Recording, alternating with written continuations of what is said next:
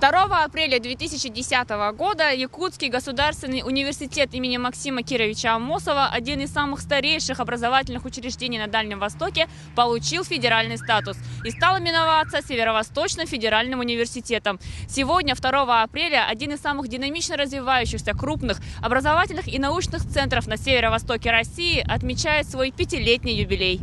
Пятилетний юбилей является не только своеобразным итогом самых значимых достижений, но и отсчетом нового витка в развитии. Глава Якутии Егор Афанасьевич Борисов отметил, что создание Северо-Восточного федерального университета для республики было событием, равным мегапроекту.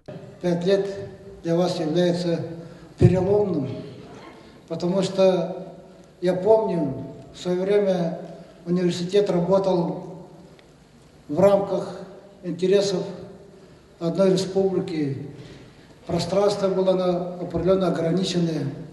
Потом, примерно 10 лет назад, мы ставили вопрос о том, что наш университет имеет более высокую роль в воспитании кадров, подготовке кадров.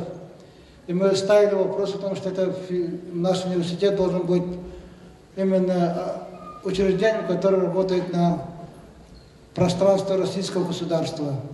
И было принято решение из субъектового учреждения превратить университет наш именно учреждением федерального уровня. Это решение было принято в достаточно сложных условиях. Любое решение, которое реализуется, оно всегда встречает сопротивление. Я помню разговоры тех времен, когда говорили о том, что зачем мы свою собственность передаем на федеральный уровень, зачем мы все это делаем, потому что мы сами с усами, но все-таки справедливость восторжествовала, российский уровень был для нас приемлем, важен.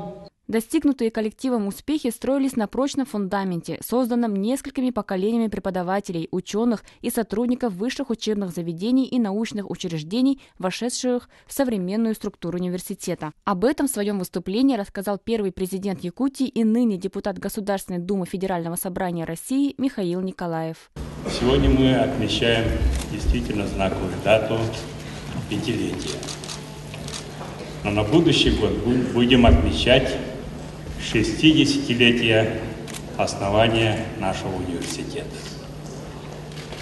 Так что